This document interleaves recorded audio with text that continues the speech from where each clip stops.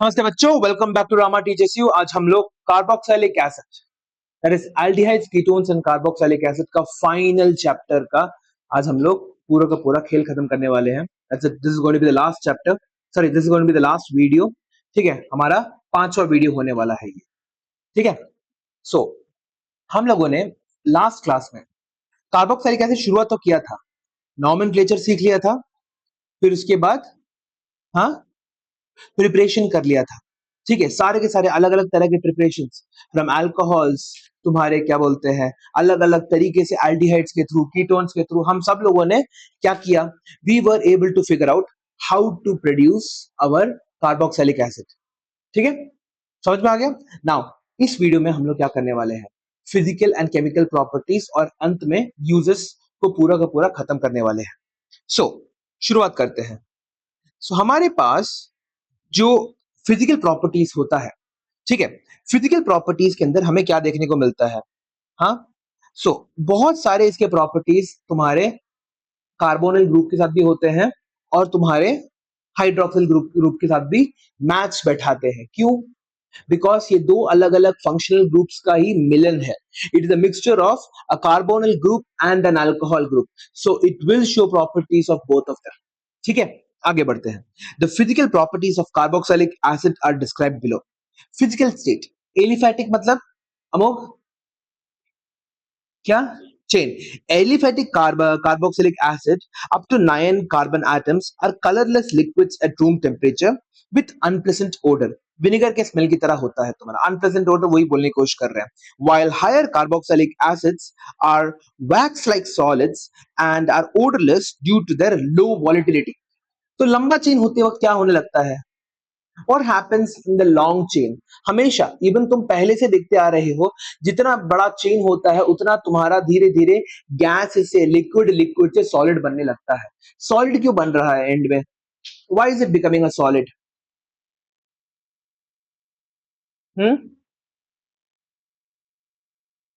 तुम्हारे intermolecular bonding जो है इतनी ज्यादा हो जाती है, वैन डर वाल्स फोर्सेस हो गया, इंटरमोलिकुलर बॉन्डिंग हो गया, हाइड्रोजन बॉन्डिंग हो गया, ये इतना ज्यादा हो जाता है, due to which what happens, तुम्हारा वो लिक्विड से फाइनली सॉलिड में कन्वर्ट हो जाता है। ठीक है, नेक्स्ट है solubility. Now simple aliphatic carboxylic acid have up to 4 carbon atoms are miscible in water because of the hydrogen bond formed with water।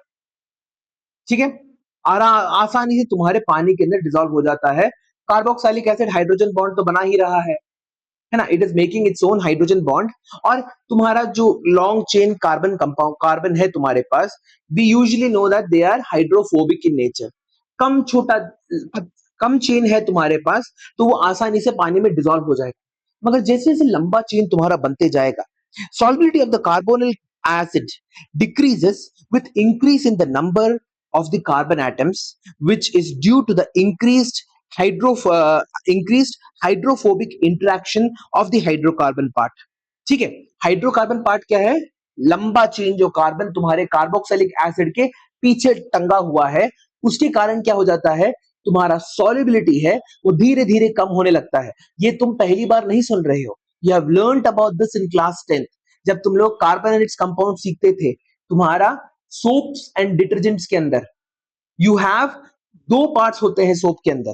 एक होता है तुम्हारा हाइड्रोफिलिक, जो पानी के साथ मिलता है, हाइड्रोजन बॉन्ड बना के पानी के साथ मिलता है, और जो लंबा चेन तुम्हारा होता है वो होता है हाइड्रोफोबिक। सो हाइड्रोफिलिक जो होता है वो क्या करता है, तुम्हारा पानी के अंदर डिसॉल्व होना चाहता है। हाइड्रोफोबिक जो है तुम्हारे जो डस्ट और डर्ट, ये जो ऑर्गेनिक मैटर है उनके अंदर जाके टैंगल हो जाता है, अपने लंबी चेन को ले जाके टैंगल हो जाता है। नाउ जिसके कारण क्या होता है, तुम्हारा मिसाइल इफेक्ट देखने को मिलता है ना, missile effect, missile effect, that is पूरा का पूरा जो डस्ट और डर्ट है तुम्हारा वो कपड़े से बाहर निकल जाता है। That is what they are trying to say. इस लैक ऑफ सॉल्युबिलिटी का भी इन्होंने क्या निकाला है, एक यूज निकाला है, and we call them soaps and detergents. हमारी बॉडी के अंदर जितना भी फैट होता है, लाइक हमारा जो स्किन के अंदर से basically every single day what happens, we secrete oils, है ना। अलग अलग तरह के बॉडी ऑयल्स हम लोग जनरेट करते हैं जिसके कारण बदबू आती है। जब हम लोग सोप लगाते हैं, ये लंबा कार्बन का चेन क्या करता है, इन फैटी कंपाउंड्स के अंदर जाके टैंगल हो जाता है और पानी जो है इसको दूसरे को हाइड्रोफिलिक को अट्रैक्ट करता है जिसके कारण वो खींच के बाहर निकलता है। It literally tears our oil, tears the oil molecule from the skin, बाहर खींच के निकालता है। इसी को मिसल फॉर्मेशन कहते हैं। समझ में आ गया? आगे बढ़ते हैं। Now the simplest aromatic carboxylic acid benzoic acid is nearly insoluble. बहुत बड़ा मॉलिक्यूल है तुम्हारा जो एक कार्बोक्सिलिक एसिड के फंक्शनल ग्रुप में लगा हुआ है। ठीक है। In cold water carboxylic acids are soluble in less polar solvents like benzene, ether, alcohol and chloroform. So non-polar because of the like dissolves like की property के कारण, because इसका चेन इतना लंबा है, ये आसानी से उन मॉलिक्यूल्स के अंदर जाके आसानी से डिसॉल्व हो जाता है। समझ में आ रहा है? आगे बढ़ते हैं। Boiling point as compare to hydrocarbons, obviously boiling point ज्यादा है। ठीक है। Aldehydes, ketones and carboxylic acid have higher boiling point because they have high extent of hydrogen bonding with water, due to which they exist as an associated molecule. What is an associated molecule? एक ऐसा organic molecule, एक ऐसा organic molecule जो तुम्हारे पानी के साथ क्या हो, टैंगल्ड हो। ठीक है। It has to be tangled with your water molecule. समझ में आ गया? हाँ, इसी को हम लोग क्या बोलते हैं, एन एसोसिएटेड मॉलिक्यूल। एसोसिएशन, दो लोग मिलके एसोसिएट करते हैं एक दूसरे को, अपने आप को, है ना, एक एसोसिएशन बनाते हैं। इसी तरह से यहाँ पे भी क्या हो रहा है, तुम्हारा कार्बोक्सिलिक ग्रुप और तुम्हारा जो पानी का मॉलिक्यूल है वो क्या कर रहा है, एसोसिएट कर रहा है। ठीक है। Now because of their high extent of hydrogen bonding with water, due to which they exist as associated molecules. Boiling point समझ में आ गया? आगे बढ़ते हैं। नेक्स्ट तुम्हारा the hydrogen bonding are not broken completely even in the vapor phase. In fact, mostly carboxylic acid exists as a dimer in the vapor phase or in an aprotic phase. इसका मतलब क्या होता है? What does that mean? So हमने क्या बोला, liquid state में तुम्हारा दोनों के दोनों कार्बोक्सिलिक एसिड जो है एसोसिएट कर लेते हैं अपने आप को एक दूसरे के साथ by forming hydrogen bonds.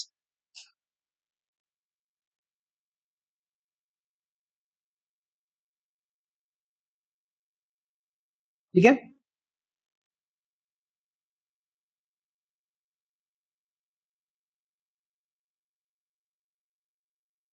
This is known as association. समझ में आ गया? इसी को हम लोग क्या बोलते हैं, तो यहां का हाइड्रोजन इसके ऑक्सीजन को क्या कर रहा है, इंटरैक्ट कर रहा है, हाइड्रोजन बॉन्ड बना रहा है। So this is what a H bond. ये क्या है तुम्हारा, ये भी हाइड्रोजन बॉन्ड है। ठीक है। कॉन्सेप्ट में प्रॉब्लम है पूछो, ठीक है, बिना पूछे एग्जाम में 0 नंबर लेके मत आओ। समझ में आ गया? आगे बढ़ते हैं। The hydrogen bonds are not broken completely even in the vapour phase. Vapour phase में भी ये किसकी तरह एग्जिस्ट करते हैं, अ डाइमर की तरह एग्जिस्ट करते हैं। What is a dimer?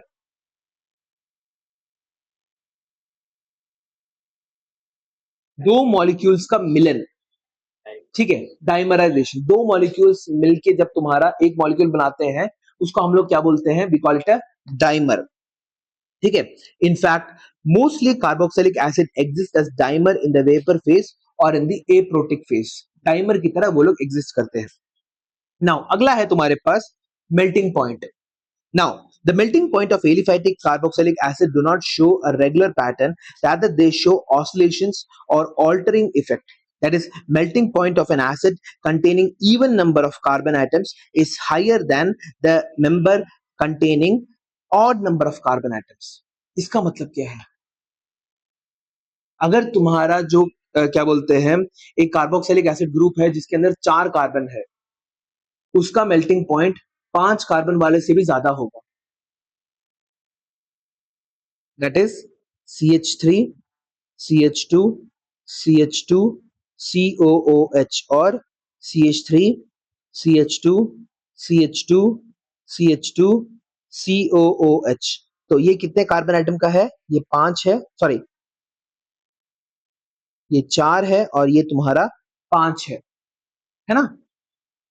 So even number of carbon items अगर है तुम्हारे पास, तो तुम्हारा melting point next higher odd number वाले कार्बन आइटम से ज्यादा होगा। दैट इज, इसका मेल्टिंग पॉइंट जो है इससे ज्यादा होगा। This will have more melting point. समझ में आ गया? इसका हायर मेल्टिंग पॉइंट होगा। ये तुम्हारा एक एमसीक्यू क्वेश्चन निकल के आता है। समझ में आ गया? आगे बढ़ते हैं। Now chemical properties. Chemical properties of carboxylic acid are characteristic of the carbonyl group and the alkyl or the aryl group। ठीक है, कार्बोक्सिलिक ग्रुप जो है तुम्हारे पास, उसका या और तुम्हारा अराइल और अल्काइल दोनों के कारण तुम्हारा केमिकल प्रॉपर्टी निकल के आता है। The relation of carboxylic acid are classified as follows. तो कैसे कैसे हम लोगों ने कार्बोक्सिलिक एसिड को क्लासिफाई किया है, देखते हैं। The reaction involving the cleavage of the OH bond. तो यहां पे देखो हमारे पास क्या है, C double bond O OH। ठीक है, मान लो तुम जब एक रिएक्शन कराना चाहते हो, तुम किस बॉन्ड को तोड़ रहे हो, इस बॉन्ड को तोड़ रहे हो। तो पहला सारा का सारा जो रिएक्शन है वो किसके कारण है, दी OH बॉन्ड के कारण। ठीक है, फिर उसके बाद हमारा क्या आता है, कहां गया, the cleavage of COH bond. That is तुम्हारा अब क्या हो रहा है, C double bond O OH। अब तुम कौन से बॉन्ड को तोड़ रहे हो, ये वाले बॉन्ड को तोड़ रहे हो। ठीक है, पहले तुमने क्या किया, H बॉन्ड को तोड़ा, दूसरी बार तुमने क्या किया, OH बॉन्ड को तोड़ दिया। ठीक है, नेक्स्ट फिर हाँ, ये होने के बाद फिर फाइनली तुम्हारा reaction of COOH as a whole, पूरा का पूरा COH तुम्हारा कैसा रिएक्ट करता है। ठीक है, सो आई थिंक इतना ही है। चलो शुरू करते हैं।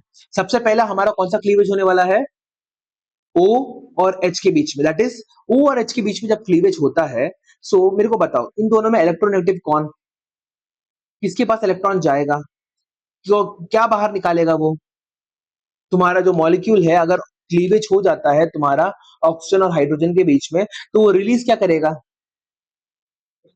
H प्लस आयन को रिलीज करेगा। एग्जैक्टली। नाउ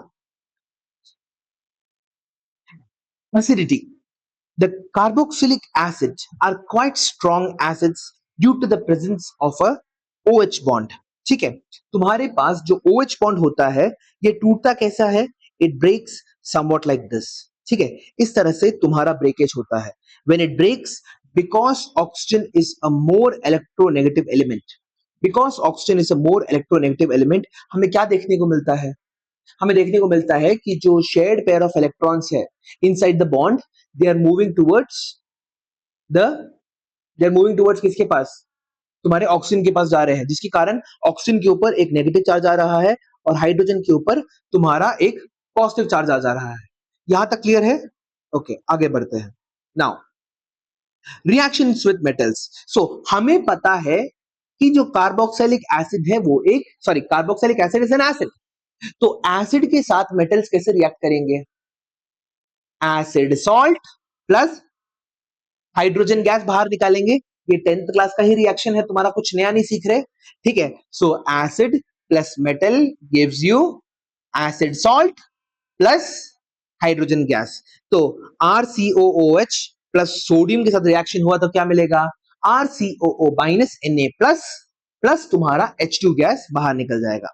ठीक है, समझ में आ गया? आगे बढ़ते हैं। Reaction with an alkali.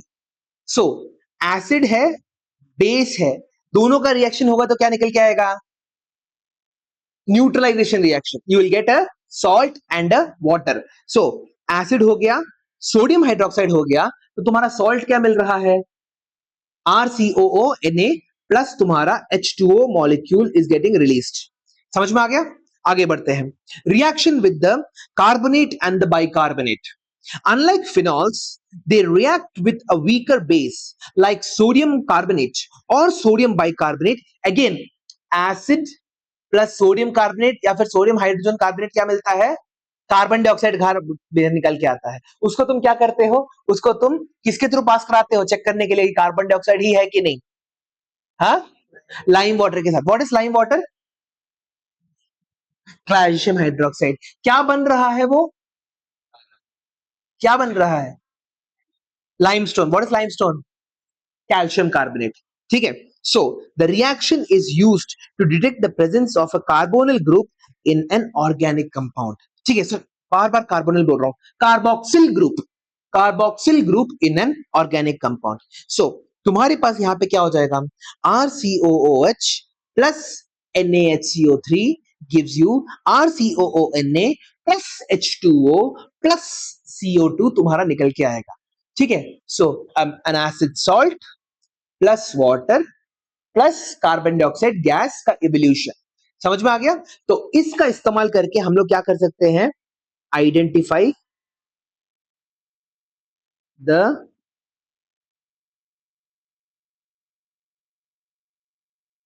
Carboxyl group. समझ में आ गया? कार्बोक्सिल ग्रुप के आइडेंटिफिकेशन के लिए काम आता है। I hope you understand this. आगे बढ़ते हैं। Now reaction in aqueous solution. तो एसिड जो है पानी में डालने पर क्या छोड़ता है? H plus. यहां पे देखते हैं क्या हो रहा है हमारे पास। In an aqueous solution, carboxylic acid ionizes and exists in a dynamic equilibrium between the resonance stabilized carbonate ion, carboxylate ion and the hydronium ion. So RCOOH plus H2O gives you RCOO minus plus H3O plus. ठीक है। H3O तुम्हारा यहां पे क्या हो जाएगा? Plus. This will be what? The hydronium ion. Hydrogen ion या फिर हाइड्रोनियम आयन बोलते हैं हम लोग, है ना? हाइड्रोजन आयन, हाइड्रोनियम आयन बनता कैसा है तुम लोगों का? H2O plus H plus. तो क्या हो रहा है देखो, तुम्हारे पास यहाँ पे दो हाइड्रोजन एटम्स है। यहाँ पे कितने लोन पेयर ऑफ इलेक्ट्रॉन्स होंगे? दो लोन पेयर ऑफ इलेक्ट्रॉन्स होंगे। ऑक्सीजन इस प्यार बेचारा क्या बोलते हैं, हाइड्रोजन आयन को देख रहा है, हाइड्रोजन आयन के पास एक इलेक्ट्रॉन की कमी है, तो बोल रहा है एक काम करते हैं, मैं ये दोनों के दोनों तुझे दे देता हूँ, एक तू रख ले एक मैं रख लेता हूँ, हम दोनों इसका इस्तेमाल करके बॉन्ड बना देते हैं। सो ऑक्सीजन के पास क्या हो जा रहा है? यहाँ पे एक हाइड्रोजन, यहाँ पे एक हाइड्रोजन, यहाँ पे एक हाइड्रोजन, और क्योंकि ऑक्सीजन ने एक इलेक्ट्रॉन खोया तो उसके ऊपर क्या जा रहा है? एक पॉजिटिव चार्ज आ रहा है। इसी को हम लोग क्या बोलते हैं? हाइड्रोनियम। ठीक है, समझ में आ गया? हाइड्रोनियम आयन बन कैसे रहा है, समझ में आ गया? एक लोन पेयर का इस्तेमाल हुआ हाइड्रोनियम आयन बनने के लिए। Now is this clear? R C double bond O minus तुम्हें मिल गया। अब यहाँ पे you get something something very interesting. यहाँ पे क्या हो रहा है देखो, R C double bond O H है। ठीक है, तुम्हारे पास क्या हो रहा है? तुम इसको क्लीव कर दे रहे हो, जिसके कारण क्या हो रहा है? You are getting R C double bond O minus. Now resonance यहां पे हिट होता है। रेजोनेंस कैसे हिट होगा? यहाँ पे एक एक्स्ट्रा इलेक्ट्रॉन है, जिसके कारण ऑक्सीजन के पास क्या है? नेगेटिव चार्ज है। तो ये क्या कर सकता है? ये बोल सकता है कि एक काम करते हैं, ये वाला ऑक्सीजन क्या करेगा? ये वाला ऑक्सीजन बोलेगा कि मेरे को अभी क्या करना है, I also want to make a double bond with carbon. तो वो क्या करेगा? इस ऑक्सीजन, इस इलेक्ट्रॉन को बीच में रख देगा। ऑक्सीजन ने खुद एक इलेक्ट्रॉन रखा, उसका एक एक्स्ट्रा इलेक्ट्रॉन और बीच में रख दिया, जिसके कारण क्या हो रहा है? कार्बन और ऑक्सीजन के बीच में डबल बॉन्ड बन जा रहा है। मगर राइट नाउ कार्बन अब कितने इलेक्ट्रॉन्स, कितने बॉन्ड्स बना चुका है? 5। तो एक ऑक्सीजन का ये टूट के तुम्हारा क्या हो जाएगा? ऑक्सीजन के ऊपर नेगेटिव चार्ज चला जाएगा। So you will get R. ठीक है। सो ये दोनों के दोनों तुम्हारे क्या है? These two are your resonance structures. जब तुम्हारे पास रेजोनेंस स्ट्रक्चर होता है तो हम लोग क्या करते हैं? रेजोनेंस हाइब्रिड बनाते हैं। R C O O minus. This is known as the resonance structure of the carboxylate ion, the resonance hybrid, we call it the resonance hybrid। समझ में आ गया? एनी डाउट्स यहां पे? पक्का? आगे बढ़ते हैं। ठीक है, क्लियर है ये? आगे बढ़ते हैं। फ्रॉम द अबाउट रिएक्शन, सो के ई क्यू, व्हाट इज के कहां से आ गया? व्हाट इज के क्या हो सकता है? Equilibrium constant. सो तुम्हारा इक्विलिब्रियम कांस्टेंट क्या कहेगा? तुमने क्या क्या ऐड किया है, तुम्हारा रिएक्शन कैसा है? Your reaction is like this, R COOH plus H2O gives you RCOO minus plus H3O plus। ठीक है, ये एक क्या है? It's an reversible reaction. तो तुम्हारा इक्विलिब्रियम कांस्टेंट निकल के आता है। इक्विलिब्रियम कांस्टेंट का फॉर्मूला क्या होता है? The concentration of product, the concentration of the products upon the concentration of the reactants, the product of the concentration of products upon the product of the concentration of reactants. ठीक है, यही यहां पे लिखा है। सो H3O प्लस तुम्हारा product है, H3O plus, RCOO minus तुम्हारा प्रोडक्ट है, अगेन वेरी गुड, H2O और RCOOH। हमें पता है क्या, H2O का कॉन्सेंट्रेशन हम लोग यूजुअली ऐड नहीं करते क्योंकि इट्स अ लिक्विड। ठीक है, तो हम लोग उसका कॉन्सेंट्रेशन ऐड नहीं करते। सो Ka की वैल्यू क्या हो जाएगी तुम्हारे पास? Ka is equal to H3O plus, what is Ka? What is Ka? Disassociation constant of an acid. Ka is known as the disassociation constant of an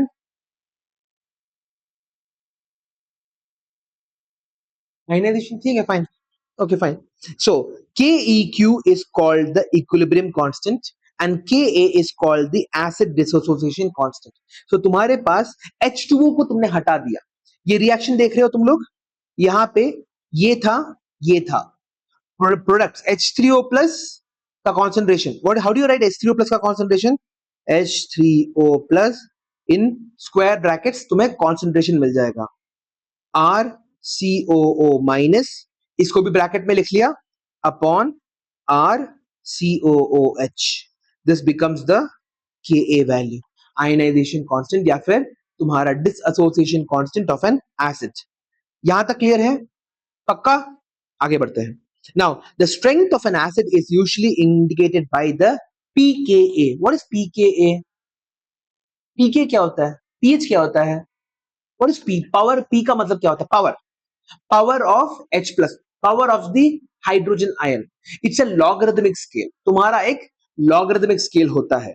So, the strength of an acid is usually indicated by its pKa value rather than its Ka value. So pKa is equal to what?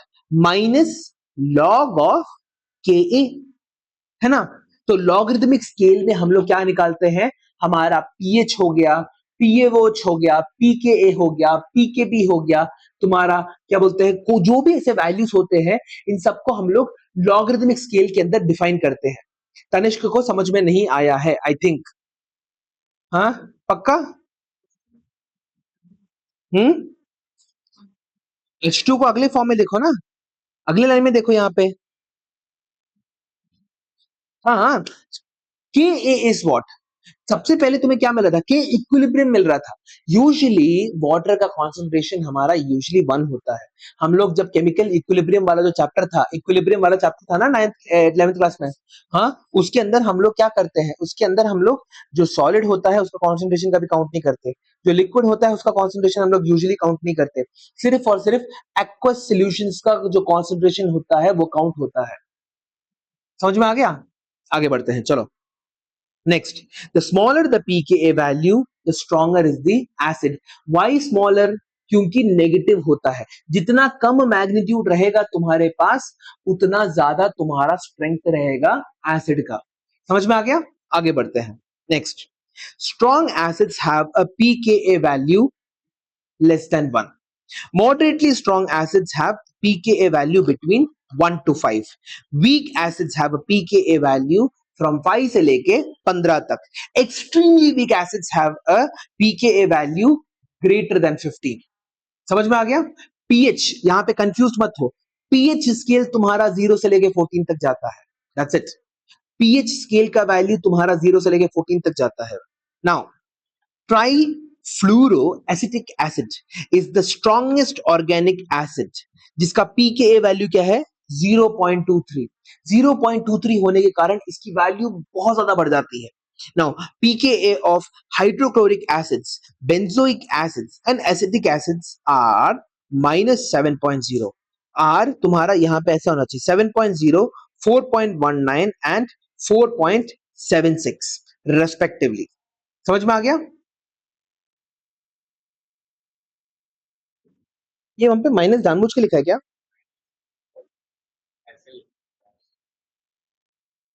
ठीक है। Minus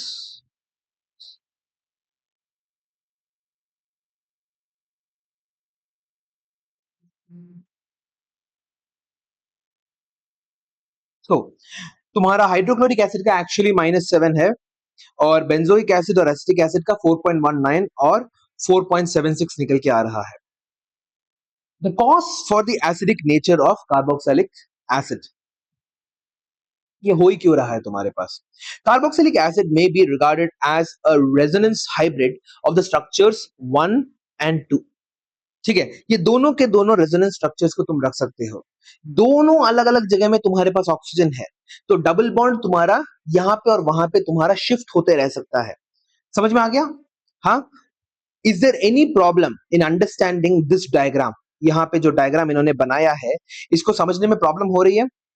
एक ने क्या किया, ये वाले oxygen ने अपना बॉन्ड तोड़ के अपने सर पे दोनों के दोनों इलेक्ट्रॉन्स को रख लिए। बगल वाले ऑक्सीजन ने क्या किया, अपना जो लोन पेयर ऑफ इलेक्ट्रॉन था उससे बॉन्ड बना दिया। एनी डाउट्स यहाँ पे? नो। आगे बढ़ते हैं।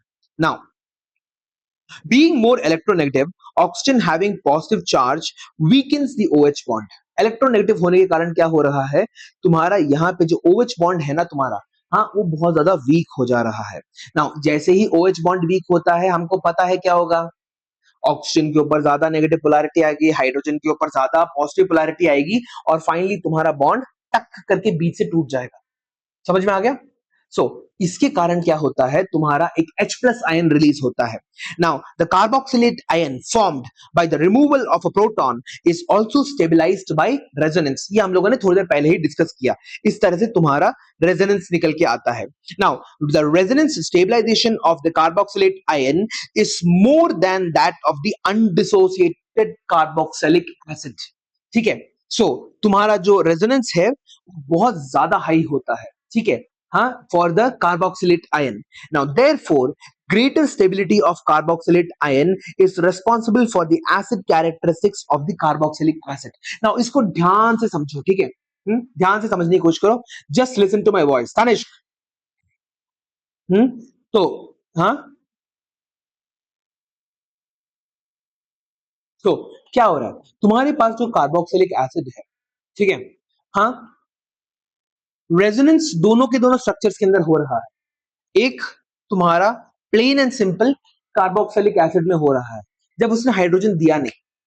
दूसरा यहां पे हो रहा है। ओके, हमें क्या देखने को मिल रहा है, दैट इज जो दूसरा कार्बोक्सिलेट आयन की जो रेजोनेंस है वो ज्यादा पावरफुल है, वो ज्यादा हमारे कार्बोक्सिलेट आयन को स्टेबल कर दे रहा है compare to that of the carboxylic acid. So अगर तुम हाइड्रोजन को छोड़ के ज्यादा स्टेबल रह सकते हो तो तुम्हारा एसिडिक नेचर बढ़ेगा कि घटेगा? If you can live better, if you can live more stably without having the hydrogen ion in you, won't you do that? वो नहीं करोगे तुम लोग, उस हाइड्रोजन एटम को बाहर फेंक दोगे, you will throw it out, right? है ना? तो यही चीज हो रही है यहाँ पे। This is the same exact thing that is happening here. This is the reason why तुम्हारा carboxylic acid is a very good acid, इसलिए बोला जाता है। समझ में आ गया? आगे बढ़ते हैं। Now carboxylic acid are weaker, so carboxylic acid are weaker than mineral acids। What are mineral acids? Mineral acid और ऑर्गेनिक एसिड के बीच में फर्क क्या होता है? ये सब कुछ 9th क्लास टॉपिक्स है ये। मिनरल एसिड वो एसिड होता है जहां पे तुम्हारा क्या होता है, मेटल्स लगे हुए होते हैं, जैसे HCl, ठीक है, NaCl, ठीक है, तुम्हारा सॉरी क्या बोलने की कोशिश कर रहा हूं मैं, H2SO4,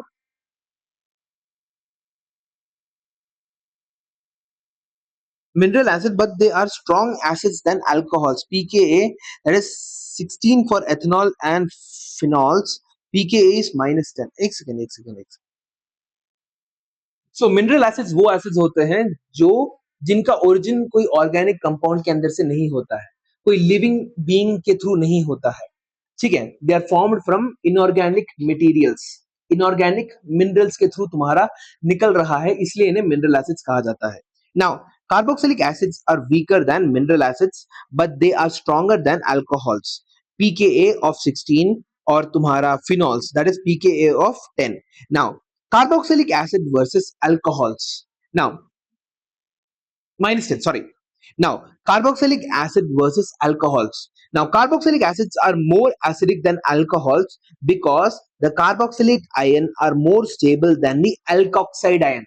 What is alkoxide ion? alkoxide क्या हो जाएगा? हाँ, व्हाट इज, मैं बस इतना पूछ रहा हूँ। ROH is what? An alcohol. RO minus is the alkoxide ion. बस, नहीं समझ में नहीं आया? So alkoxide, so the carboxylic acid have stronger tendency to release a proton. Carboxylic acid versus phenols. Similarly, carboxylic acids are strong acids than phenols because the carboxylate ion is much more resonance stabilized than the phenoxide ion, as negative charge is delocalized over two electronegative oxygen atoms in the carboxylate ion, while the phenol, the negative ion, is delocalized over only one oxygen atom. इसका मतलब क्या है बताओ? देखो, तुम्हारे पास क्या है? R C double bond O, OH था। हाइड्रोजन को लूज करने के बाद यहाँ पे देखो तनिष्क, यहाँ से हाइड्रोजन अगर हम लोग लूज कर देंगे तो क्या मिलेगा? R C double bond O, O minus. दूसरा तुम्हारे पास R C O minus double bond O। सो दो अलग अलग ऑक्सीजन आइटम है। There are two different oxygen atoms in a carboxylic acid group which has the ability to delocalize the negative charge on oxygen.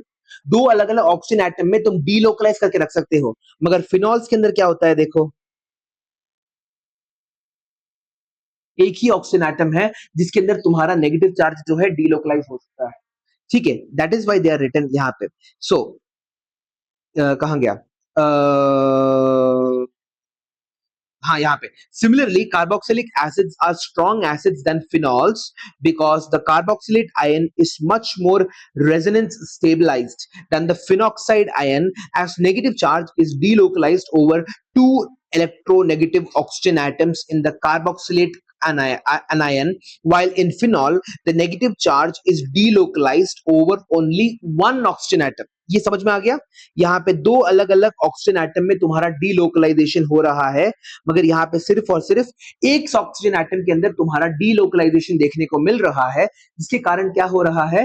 तुम्हारा carboxylic acid is a stronger acid compare to that of the phenol. समझ में आ गया? Clear है ये बात? हाँ बोलो। हाँ, नेगेटिव चार्ज तुम्हारा कार्बन के ऊपर जा रहा है ना, जाएगा तो भी। हाँ, तुम्हारा देखो यहाँ पे O माइनस तुम्हारा कैसे घूमेगा? डबल बॉन्ड तुम्हारा चल जब बेसिकली घूमते रहेगा, मगर यहाँ पे सी an oxygen has a better capability of holding on to your electron pairs compared to that of carbon. नहीं, हाँ कि ना? Who is more electronegative, oxygen और carbon? ऑक्सीजन। सो अगर दो ऑक्सीजन है तुम्हारे पास तो फायदा नहीं रहेगा तुम्हारे पास। हाँ, सोच के देखो, हमारा बेंजीन रिंग घुमा तो सकता है, एक नेगेटिव चार्ज को टक्कर करके घुमा देगा, मगर वो घुमाना किसके ऊपर घुमा रहा है? कार्बन के ऊपर घुमा रहा है, नॉट इन ऑक्सीजन। ऑक्सीजन पे नहीं घुमा रहा है तुम्हारा। So that is the reason why carboxylic acid has a greater acidity compared to that of a phenol. समझ में आ गया? इसको तुम अगर क्वेश्चन पूछा जाए तो प्यार से लिख सकते हो। आगे बढ़ते हैं। Now, also, in two equivalent resonance structures of the carboxylate ion, the negative charge is at the यही एग्जैक्टली यही चीज बोल रहा हूं देखो is at the more electronegative oxygen atom while the phenoxide ion has no equivalent resonance structure in which the negative charge is at a lesser electronegative carbon. Same जो dialogue मैंने बोला वही डायलॉग यहाँ पे फिर से रिपीट हो गया, समझ में आ गया? So that is the reason why carbon घुमा सकता है, for all intents and purposes carbon घुमा सकता है, मगर ऑक्सीजन जितना अच्छे से होल्ड करके नहीं रख सकता। समझ में आ गया? Because oxygen is more electronegative. Understood? आगे बढ़ते हैं। Effects of substituents on the acidity of a carboxylic acid. तो सब्स्टिट्यूएंट्स मतलब क्या हो गए? अलग अलग फंक्शनल ग्रुप्स अगर तुम्हारे कार्बोक्सिलिक एसिड वाले मॉलिक्यूल में जुड़ जाते हैं, then what is the acidity? How is the acidity affected? Substituents may affect the stability of the conjugate base and thus also affect the acidity of the carboxylic acid. Now एक बात बताओ, conjugate base क्या होता है? What is the conjugate base? हाँ? Acid से तुम्हारा अगर H प्लस आयन रिलीज हो जाता है, देन जो मॉलिक्यूल या फिर आयन जो तुम्हारा बचता है उसको हम लोग बोलते हैं हमारा कॉन्जुगेट बेस। बेसिस से जो निकल के आता है उसको हम लोग बोलते हैं हमारा कॉन्जुगेट एसिड। क्लियर हो गया? आगे बढ़ते हैं। Now effects of substituents, electron withdrawing groups EWGs, okay, increase the stability of the carboxylate ion by delocalizing the negative charge through resonance effect on the conjugate base. So electron withdrawing group, तुम्हारे oxygen के ऊपर जो electron का पहाड़ तुमने चढ़ा के रखा हुआ है इन द कार्बोक्सिलिक आयन, उसको क्या कर, अगर मैंने उसके लोड को, ऑक्सीजन के ऊपर जो लोड लग रहा है उसको अगर मैं थोड़ा रिड्यूस कर दूं तो स्टेबिलिटी बढ़ेगी कि घटेगी कार्बोक्सिलेट आयन की? ऐसे याद करो। सोचो कि तुम्हारे क्या बोलते, एक तरह से एक मजदूर है जिसके सर के ऊपर उसने 50 ईंटें, ठीक है, 50 ब्रिक्स उसने कैरी कर रहा है। नाउ अगर मैं एक और मजदूर को रखूं वहां पे, हाँ, और उसको बोलूं कि भैया एक काम करिए, इसका जो 25 ईटा है वो आप अपने सर में रख लीजिए, तो डज द प्रेशर रिड्यूस और नॉट? रिड्यूस होगा, आसानी रहेगी, स्टेबिलिटी ज्यादा बढ़ेगी। अब यही चीज यहां पे भी हो रहा है। जब तुम अपने कार्बोक्सिलिक एसिड में तुम एक इलेक्ट्रॉन विथड्रॉइंग ग्रुप को रखते हो, तो ये जो ताज तुम्हारे ऑक्सीजन के ऊपर लगा हुआ है, दैट इलेक्ट्रोनेगेटिव का जो ताज तुमने ऑक्सीजन के ऊपर लगा के रखा हुआ है, वो क्या होगा? वो तुम्हारा धीरे धीरे धीरे धीरे लोड किस पे शिफ्ट होगा? इलेक्ट्रॉन विथड्रॉइंग ग्रुप पे शिफ्ट होगा, जिसके कारण क्या होगा? तुम्हारा जो रेजोनेंस स्टेबिलिटी है और ज्यादा बढ़ेगा।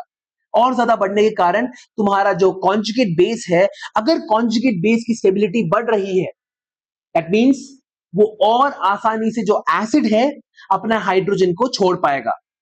ध्यान से समझने की कोशिश करो। सो तुम्हारा एक एसिड तभी हाइड्रोजन आयन को छोड़ता है जब उसका कॉन्जुगेट बेस स्टेबल हो। समझ में आया? हाँ,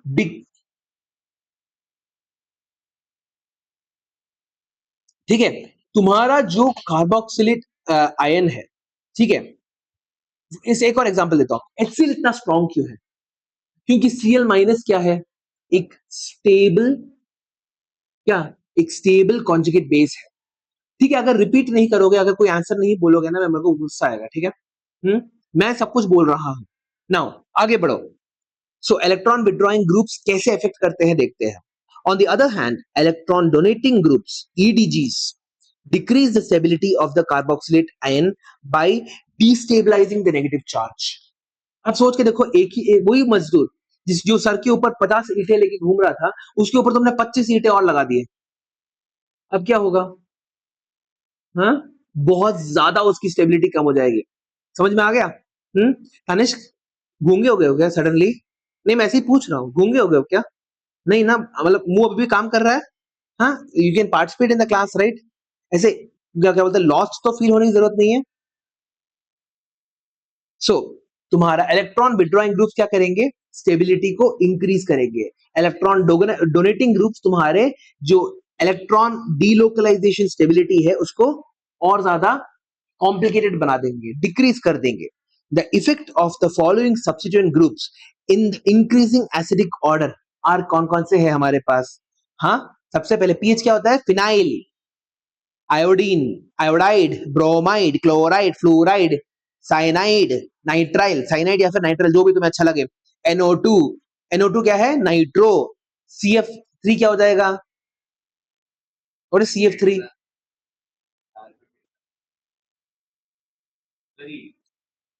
ट्राइफ्लोरो मिथाइल, ये भी तो जुड़ना ही है ना, CF3 भी तो जुड़ना ही है तुम्हारा, है ना? सो as the positive inductive effect of the electron donating group increases, the relative acidic strength decreases. समझ में आ गया? सो ये सभी के सभी क्या है तुम्हारे? These are electron withdrawing groups. सबसे अच्छी तरह से कौन इलेक्ट्रॉन विड्रॉ कर सकता है? CF3, फ्लोरीन है वहां पे, पूरा का पूरा इलेक्ट्रॉन खींच के अपनी तरफ रख लेगा, ठीक है? समझ में आ गया? उसी तरह से फिनाइल, फिनाइल उतना ज्यादा खींच नहीं सकता, डीलोकलाइज कर सकता है, उतना खींच नहीं सकता कंपेयर टू फ्लोरीन। नाउ तुम्हारे पास इनको, इसको हम लोग क्या बोलते हैं? What do we call this? ये जो फिनोमिनन है तुम्हारा, what do we call this? Electron को अगर हम लोग विड्रॉ कर रहे हैं तो what is negative inductive effect? Listen रुको, ऊपर की बात कर रहा हूं रे, यहाँ पे pH, iodine, bromine, chlorine, fluorine, cyanide, NO2 और CF, ये सारे के सारे इलेक्ट्रॉन खींच रहे अपनी तरफ। Negative inductive effect. As the positive inductive effect of the electron donating group increases, the relative acidic strength decreases. तो एक मिथाइल ग्रुप लगने से ऑलरेडी तुम्हारा डिक्रीज हो चुका है, तुम्हारा लंबा चेन हो रहा है, डिक्रीज होते जा रहा है, तुम्हारा CH3 तुम्हारा और क्या हो रहा है? डिक्रीज कर रहा है। नाउ यहाँ पे तुम्हारा इंडक्टिव इफेक्ट धीरे धीरे धीरे धीरे बढ़ता जा रहा है, और इंडक्टिव इफेक्ट बढ़ने के कारण क्या हो रहा है? तुम्हारा एसिडिक स्ट्रेंथ कम होती जा रही है। नेक्स्ट, CH3COOH, CH3CH2COOH, CH32COOH, यहाँ पे तुम्हारा सबसे कम एसिडिक ये है। Why is it the least acidic? Because यहाँ पे तुम्हारे पास क्या हो रहा है? CH3, CH3, CH3, COOH, हर कोई अपने इलेक्ट्रॉन को क्या कर रहा है? डंप करा रहा है ऑन टॉप ऑफ तुम्हारा कार्बन, ये कार्बन के ऊपर डंप करा रहा है, जिसके कारण क्या हो रहा है? तुम्हारा डीलोकलाइजेशन, डिस्टेबल हो जा रहा है। सो आयन कभी बनेगा नहीं, या फिर बनना थोड़ा मुश्किल हो जाएगा। समझ में आ गया? आगे बढ़ते हैं। Now the relative acidic strength decreases. So जितना ज्यादा पावरफुल तुम्हारा इलेक्ट्रॉन विड्रॉइंग ग्रुप होगा, उतना ज्यादा स्ट्रॉन्ग तुम्हारा एसिड रहेगा। जितना ज्यादा तुम्हारा इलेक्ट्रॉन डोनेटिंग ग्रुप का स्ट्रेंथ होगा, उतना ही ज्यादा वीक एसिड तुम्हें मिलेगा। Am I making myself clear? समझ में आ गया? Electron donating groups show what type of effect? Positive inductive effect. Electron withdrawing groups show what type of effect? Negative inductive effect. समझ में आ गया?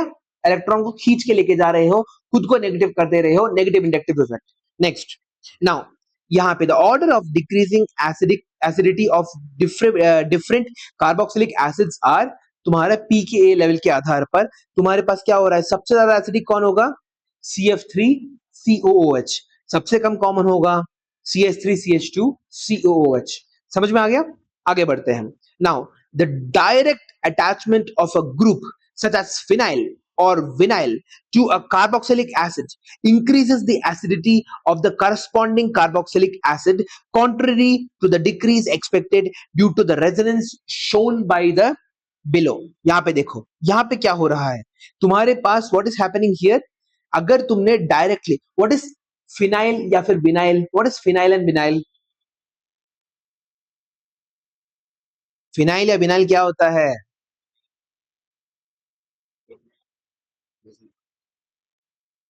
ये रे, C double bond O H, यहाँ पे तुम्हारे पास एक और कार्बन है, इसको तुमने क्या कर रखा है? बेंजीन रिंग के साथ अटैच करके रखा हुआ है। This is what a phenyl is. ठीक है? क्या बोला रे तुमने? ये बोला क्या तुमने? ये हाँ, फालतू में नहीं, तुम्हारे एग्जाम में मार्क्स कट रहा है, ढंग से एक्सप्लेन करो। नहीं, वो क्या होता है?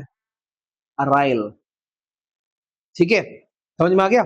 नाउ यहाँ पे दूसरा क्या है तुम्हारा? विनाइल भी। यहाँ पे क्या हो रहा है? यहाँ पे एसिडिक स्ट्रेंथ और ज्यादा बढ़ रहा है। क्यों? Why is acidic strength increasing more? क्योंकि तुम्हारा, हमें हमेशा पता है जब तुम्हारे डबल बॉन्ड्स जो होते हैं, या इसको मैं बना के दिखाता हूं, तुम्हारे पास क्या है, CH2 डबल बॉन्ड, तुम्हारा C, यहाँ पे C,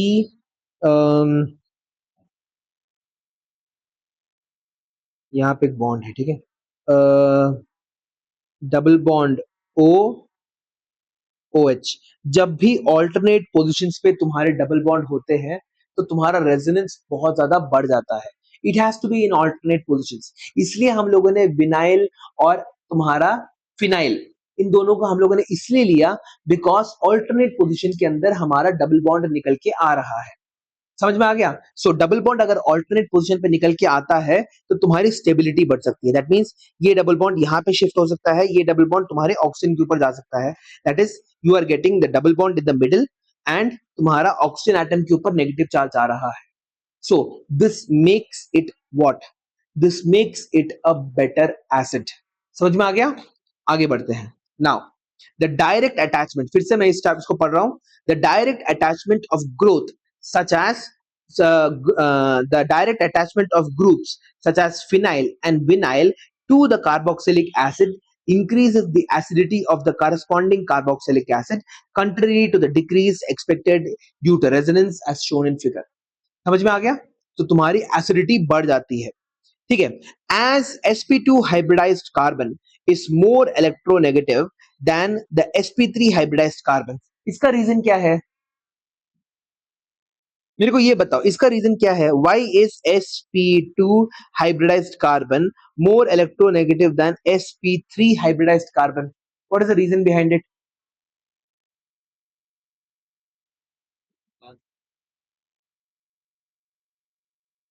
बोलो। नहीं, गलत। तुम तो ऐसे ही क्या बोलते हो, कुछ भी बोल दे रहे हो यार। तनिष्क बताओ। हम्म। नहीं, नहीं बोल रहा हूं मैं। sp2 के अंदर s का कैरेक्टर तुम्हारा 33% होता है। sp3 में तुम्हारा s का कैरेक्टर 25% होता है। इलेक्ट्रोनेगेटिविटी के अंदर तुम्हारा s कैरेक्टर बहुत ज्यादा मायने रखता है। Electronegativity s is less than p is less than d is less than f होता है।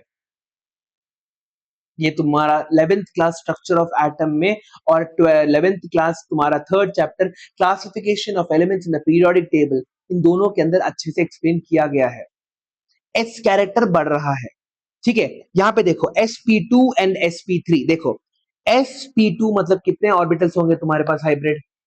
3 ऑर्बिटल्स होंगे, है ना। sp3 के अंदर 4 हाइब्रिड ऑर्बिटल्स होंगे, ठीक है। मैं 11th क्लास का तुम्हारा ये chemical bonding and molecular structure का पहला वीडियो मैं डाल चुका हूं, ठीक है। हाँ, ये 3 या 4 अलग अलग वीडियोस में मेरा प्लान है ये पूरा का पूरा चैप्टर खत्म कर देना। अगर तुम लोगों को 12th क्लास में हो तुम लोग, 11th क्लास के इस चैप्टर में कोई भी डाउट आ रहा है तो उसको रेफर कर सकते हो। बहुत अच्छा और डिटेल्ड वीडियो है, ठीक है। पूरा का पूरा लुईस डॉट स्ट्रक्चर के बारे में मैंने ऑलरेडी एक्सप्लेन कर दिया है। सो अगर तुम लोगों को, बिकॉज ये और ज्यादा कॉम्प्लिकेटेड ही होने वाला है। हाइब्रिड ऑर्बिटल्स क्या होते हैं तुम्हारे, बॉन्ड स्ट्रक्चर क्या होता है, what are the different types of shapes you have, VSEPR theory क्या होती है, molecular orbital theory, MOT, VBT और VSEPR. I would suggest coordinate compounds करने से पहले इस चैप्टर को अच्छे से रिवाइज कर लो। कोऑर्डिनेट कंपाउंड्स के अंदर we are going to discuss all these topics, VBT, VSEPR theory, ये सब कुछ हमारा डिस्कस होने वाला है। प्लीज हमारा जो जैसे ये चैप्टर खत्म हो जाएगा हम लोग केमिकल काइनेटिक्स करेंगे, फिर उसके बाद कोऑर्डिनेशन कंपाउंड्स करेंगे, फिर उसके बाद D and F block elements करेंगे। सो ध्यान रहे, कोऑर्डिनेशन कंपाउंड्स करने के लिए you need to figure out what the structure, अलग अलग इसका स्ट्रक्चर क्या होता है समझना पड़ेगा। अलग अलग स्ट्रक्चर्स की अलग अलग खासियत रहती है, उसको भी तुम लोगों को समझना पड़ेगा। किस तरह से तुम्हारा वो क्या बोलते हैं डी ऑर्बिटल जो है, डीजेनरेट डी ऑर्बिटल जो है वो तुम्हारा ब्रेक कैसे करता है, अलग अलग कंपाउंड्स के कलर कैसे निकल के आते हैं, वो समझना है। तो वो 4th चैप्टर अच्छे से सीखना पड़ेगा 11th क्लास का। आगे बढ़ते हैं next. Therefore they are as the hybridization of carbon atom directly attached to COOH changes from sp3 to sp2 to sp। तो sp3 में तुम्हारा s कैरेक्टर कितना था? सिर्फ 25% था। चार अलग अलग ऑर्बिटल्स है sp3, चार अलग अलग हाइब्रिड ऑर्बिटल्स मिले तुम्हें, तो s का कैरेक्टर कितना हो गया? सिर्फ 25%।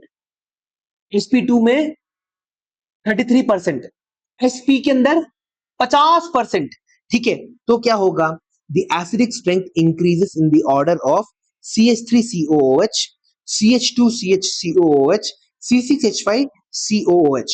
नाउ C6H5COOH के अंदर तुम्हारे पास sp हाइब्रिडाइजेशन देखने को मिल रहा है। ठीक है, सॉरी, यहाँ पे तुम्हारे पास sp दोनों में ही sp2 तुम्हारा ट्रिपल बॉन्ड के अंदर sp हाइब्रिडाइजेशन देखने को मिल रहा है। ठीक है, सो समझ में आ गया? sp2 कौन सा शेप बनाएगा? ट्राइगोनल प्लेनर स्ट्रक्चर बनाएगा। sp3 तुम्हारा टेट्राहेड्रल बनाता है। sp तुम्हारा क्या शेप बनाता है? लीनियर शेप बनाता है, याद रखना इसको। नाउ अगला, the benzoic acid is stronger than, क्या कौन सा acid? Arylic acid, acrylic acid, acrylic acid, CH2CHCOOH, because delocalization destroys the aromatic characteristics of the benzene ring. Acidic strength of a few substituent aromatic acids in the decreasing order as follows. सबसे ज्यादा कौन होगा तुम्हारा? Nitro group, फिर उसके बाद तुम्हारा chlorine, फिर उसके बाद नॉर्मल बेंजोइक एसिड, फिर तुम्हारे ये दोनों के दोनों क्या है? NO2 और Cl क्या है तुम्हारे? Electron withdrawing groups. ठीक है, और तुम्हारे CH3, OCH2, OCH3 और OH, these are what? The electron,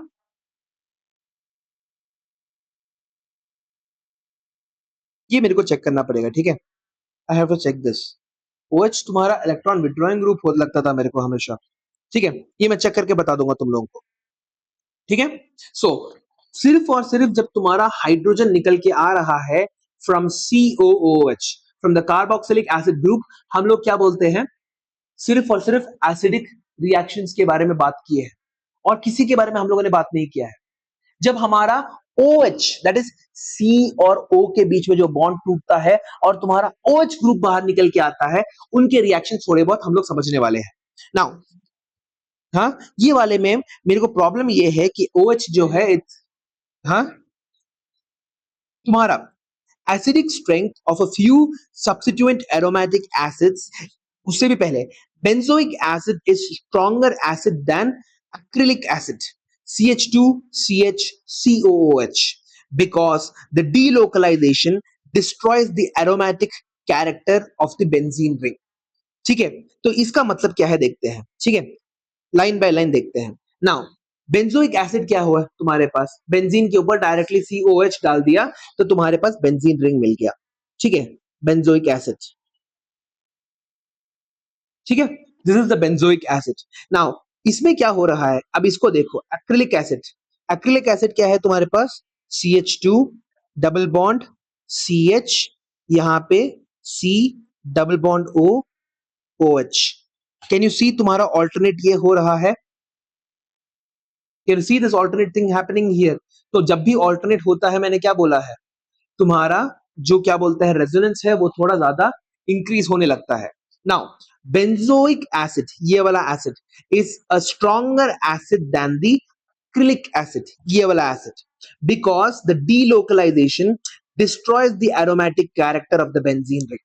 now delocalization इसका मतलब क्या है? what is the delocalization? Electron तुम्हारा जो ऑक्सीजन से हटके घूमने अगर चला गया तो जिसको डीलोकलाइजेशन होता है उसके कारण तुम्हारे सभी के सभी जितने भी तुम्हारे ये जो बॉन्ड्स है बेंजीन के, वो सारे के सारे डिस्टर्ब हो जाएंगे, एरोमेटिक नहीं रहेगा। एरोमेटिक मतलब तुम्हारा जो ऑल्टरनेट, तुम्हारा जो डबल बॉन्ड है वो तुम्हारा कैरेक्टरिस्टिक्स नहीं शो करेगा, जिसके कारण एरोमेटिक कैरेक्टर तुम्हारा कम हो जाएगा।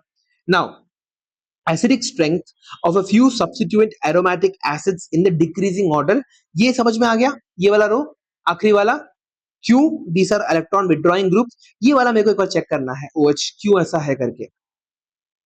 Next, reactions involving the cleavage of the C and the OH के बीच का जो बॉन्ड है। Esterification, the carboxylic acid reacts with alcohols and phenols. Esterification होता क्या है तुम्हारा, जब एक कार्बोक्सिलिक एसिड और एक अल्कोहल मिलके क्या बनाते हैं, एस्टर बनाते हैं। इस प्रोसेस को हम लोग क्या बोलते हैं, esterification. So the carboxylic acid reacts with alcohols and phenols in the presence of a mineral acid such as concentrated H2SO4 or HCl, which acts as a catalyst to form ester. The reaction is known as esterification. So तुम्हारे पास क्या हो रहा है, R C double bond O H जो है और दूसरे में ROH जो है, क्या हो रहा है तुम्हारे पास, what is happening, एक OH हट गया या एक तरफ से एक हाइड्रोजन हट गया कार्बोक्सिलिक एसिड से, तो दोनों के दोनों H और OH मिलके क्या बना दे रहे हैं, तुम्हारा H2O बना दे रहे हैं। इसको भी ड्रॉ करके देख ले हैं, R C double bond O OH plus तुम्हारा O सॉरी HOR। सो यहां पे तुम्हारे पास क्या है, एक अल्कोहल है, यहां पे तुम्हारे पास क्या है, एक एसिड है, ठीक है। सो हम लोग क्या करने वाले हैं, we are going to remove the hydrogen from the acid and the OH from the alcohol. इससे हमें क्या मिलेगा, we will get R C double bond O OR। समझ में आ गया, इस प्रोसेस को ही हम लोग क्या बोलते हैं, एस्ट्रिफिकेशन। और ये होता कैसे है, इन the presence of a mineral acid like H2SO4 या फिर तुम्हारा HCl। समझ में आ गया, आगे बढ़ सकते हैं क्या हम लोग, next CH3COOH that is ethanoic acid plus methanol, तो हमें क्या मिलेगा, मिथाइल एथेनोएट या फिर मिथाइल एसीटेट। जो लंबा चेन होता है उसका हम लोग क्या बोलते हैं, हमारा एट का जो है वो लिख देते हैं, ठीक है, मिथाइल एसीटेट या फिर मिथाइल इथेनोएट प्लस H2O हमारा निकल के आ गया। नाउ इस मैकेनिज्म को अंडरस्टैंड करने की कोशिश करते हैं कि हमारा क्या हो रहा है। It is a type of nucleophilic acyl substituent reaction that involves the following major steps. तो सबसे पहले क्या हो रहा है तुम्हारे पास, protonation of the carbonyl oxygen. Now, this step activates the carbonyl group towards nucleophilic addition of the alcohol. तो सबसे पहले क्या हो रहा है तुम्हारे पास, ये क्या है तुम्हारा, this is the carboxylic acid. Carboxylic acid में तुम्हारा एक H प्लस जुड़ जा रहा है, जिसके कारण तुम्हारा यहाँ पे OH प्लस बन जा रहा है, और फाइनली ये डबल बॉन्ड तुम्हारा टूट के कार्बन के ऊपर क्या निकल के आ रहा है, पॉजिटिव चार्ज, ठीक है। It's like a crazy game of hot potato. तो यहां पे देखो R C double bond O OH, ठीक है। सो इसके पास कौन आया, एक H प्लस आयन आया, यहां पे देखो एक H प्लस आयन, यहां पे देखो रे तनेश, यहां पे देखो H प्लस आयन आ रहा है, ऐसे जाके तुम्हारे इसके साथ जुड़ जा रहा है, ठीक है। ऑक्सीजन के पास कितने लोन पेयर ऑफ इलेक्ट्रॉन्स है, 2 लोन पेयर ऑफ इलेक्ट्रॉन्स है। तो ऑक्सीजन क्या कर रहा है, एक लोन पेयर ऑफ इलेक्ट्रॉन्स को तुम्हारे हाइड्रोजन के साथ बॉन्ड बनाने में यूज कर रहा है, जिसके कारण क्या मिला, R C double bond O यहां पे H, मगर क्योंकि ऑक्सीजन ने एक इलेक्ट्रॉन खोया तो उसके पास एक पॉजिटिव चार्ज निकल के आ गया। नाउ यहां पे भी क्या है, OH। अब ऑक्सीजन को अच्छा नहीं लग रहा कि उसके सर के ऊपर एक पॉजिटिव चार्ज है, तो वो क्या बोल रहा है, वो बोल रहा है कि कार्बन एक काम करो, मेरे को तुम्हारा इलेक्ट्रॉन दे दो, I want to be neutral. So carbon ने एक इलेक्ट्रॉन को ऑक्सीजन को दे दिया, जिसके कारण क्या निकल के आ रहा है तुम्हारे पास, R C OH OH और यहां पे एक प्लस निकल के आ गया। सो यहां पे तुम्हें क्या मिला है, at the end you have gotten a एक कार्बोकेटायन बना दिए हो, तो you have made it into a carbocation. यहां तक बिल्कुल क्लियर है, एनी डाउट्स। क्या किया हम लोगों ने, सबसे पहले तुम्हारा ये जो ऑक्सीजन था जिसके ऊपर डबल बॉन्ड था, उसको किसने अट्रैक्ट किया, तुम्हारे H प्लस आयन ने अट्रैक्ट किया। नाउ तुम्हारा H प्लस आयन वहां पे जाके जुड़ गया, ऑक्सीजन के ऊपर पॉजिटिव चार्ज आ गया, ऑक्सीजन को ये पॉजिटिव चार्ज अच्छा नहीं लगा, तो उसने क्या किया, कार्बन के बीच का जो डबल बॉन्ड है उसी को तोड़ दिया, अब पॉजिटिव चार्ज फाइनली किसके ऊपर है? कार्बन के ऊपर है। ठीक है, इस तरह से तुम्हारा रिएक्शन हुआ। अब ये जो कार्बन के ऊपर जो तुम्हारा पॉजिटिव चार्ज है, इसको क्या करेगा? एक न्यूक्लियोफाइल की तरफ एम करेगा। नाउ न्यूक्लियोफाइल की तरफ एम करते वक्त तुम्हारा क्या होगा? वो न्यूक्लियोफाइल आके अटैच हो जाएगा। समझ में आ गया? नाउ यहां पे तुम्हारे पास जो पॉजिटिव चार्ज निकल के आया यहां पे, उसको कौन अट्रैक्ट कर रहा है? एक अल्कोहल अट्रैक्ट कर रहा है। अल्कोहल के अंदर एक ऑक्सीजन एटम अपना एक लोन पेयर ऑफ इलेक्ट्रॉन देने के लिए तैयार है, जिसके कारण क्या होगा? ऑक्सीजन के ऊपर एक लोन पेयर, ऑक्सीजन के ऊपर पॉजिटिव चार्ज आ जाएगा। ऑक्सीजन के ऊपर अगर पॉजिटिव चार्ज आए तो वो सबसे पहले क्या करता है? Whenever ऑक्सीजन के ऊपर पॉजिटिव चार्ज आता है, what does it do first? वो हाइड्रोजन को बाहर निकाल देगा। हाइड्रोजन को बाहर निकाल दिया, जिसके कारण तुम्हारे पास क्या हो जाएगा? यहाँ पे the proton transfer in the tetrahedral intermediate तुम्हारा converts the hydroxyl group into an OH2 plus group. समझ में आ गया? तो सबसे पहले क्या हुआ यहां से देखते हैं। सो इसको तुम किसका रिएक्ट करा रहे हो? You are reacting with R O H, एक अल्कोहल के साथ रिएक्ट करा रहे हो। अल्कोहल के पास, इस वाले अल्कोहल के पास दोनों दो अलग अलग लोन पेयर ऑफ इलेक्ट्रॉन्स है। ये लोन पेयर ऑफ इलेक्ट्रॉन्स तुम्हारे इस कार्बन के पिछवाड़े में जाके लग जा रहा है, तो क्या होगा तुम्हारे पास? R O O H O H, नीचे तुम्हारा क्या लगा? What has happened here? नीचे तुम्हारे पास यहाँ पे, सॉरी एक छोटी सी गलती हो गई मेरे से, यहाँ पे कार्बन लिखना चाहिए था मेरे को।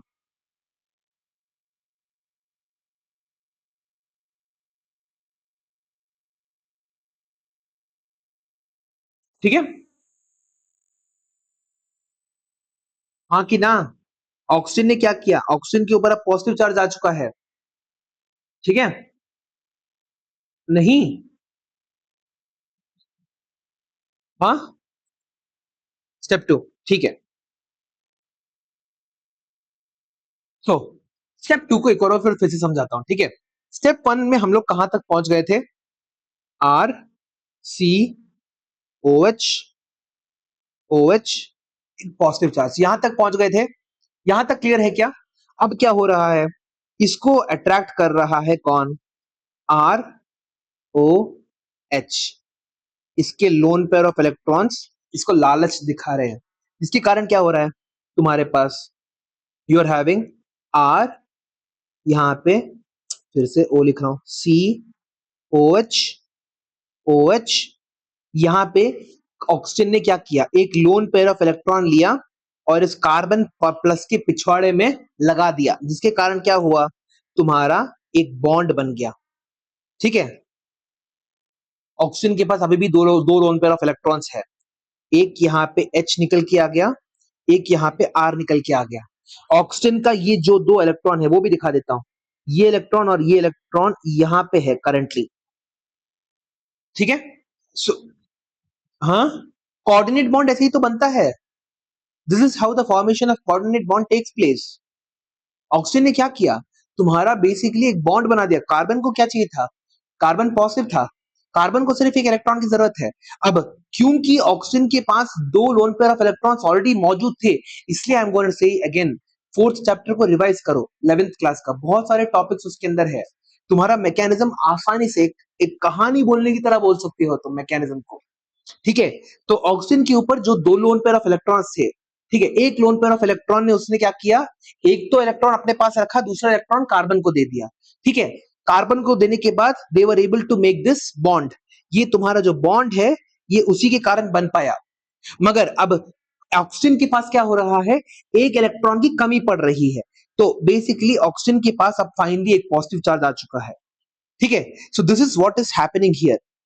तुम्हारा एक पॉजिटिव चार्ज निकल के आ गया है। नाउ अब तुम्हारा क्या होगा?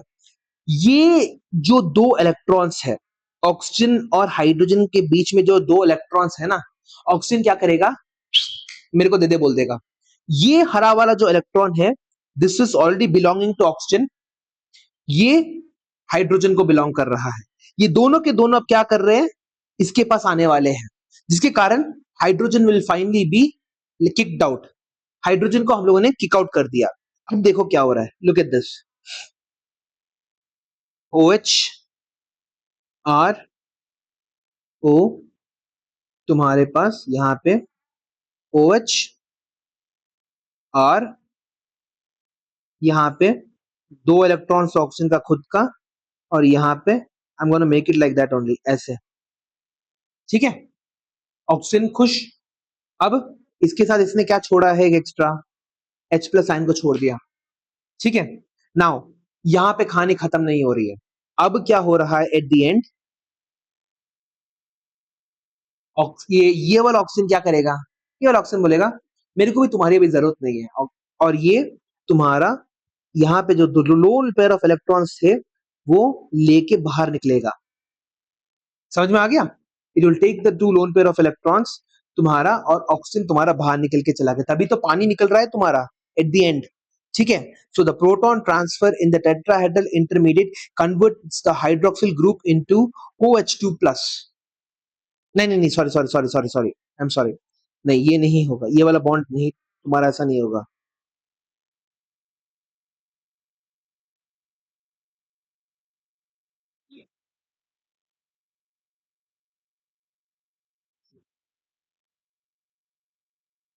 नहीं, एक और एक स्टेप मैं भूल गया यहाँ पे। तो इसके बाद क्या हो रहा है तुम्हारे पास, RC डबल बॉन्ड्स ROH, यहाँ पे जो O है इसके पास कितने इलेक्ट्रॉन्स हैं, 2, है ना। अब यहां से जो हाइड्रोजन निकला तुम्हारा बाहर, ये क्या करेगा, इसको अट्रैक्ट करेगा, ठीक है। इसको अट्रैक्ट करने की कोशिश करेगा, तो क्या निकलेगा तुम्हारे पास, यहाँ पे OR हो गया, यहाँ पे तुम्हारे पास OH, ठीक है, और यहाँ पे एक पॉजिटिव चार्ज आ गया, ठीक है। और यही तुम्हारा बाहर निकल के आ रहा है, this is coming out, literally तुम्हारा बाहर निकल के आके ये फाइनली तुम्हारा क्या बना रहा है, this is forming RC double bond O OR plus